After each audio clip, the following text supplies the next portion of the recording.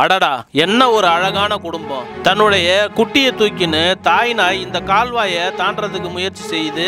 ஆனா குட்டி கால்வாய்க்குள்ளார விழுது.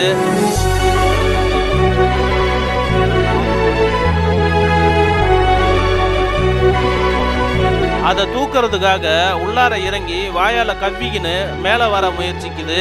அதற்கு உறுதுணையா உடன் இருக்கும் நாய் உதவி செய்யுது.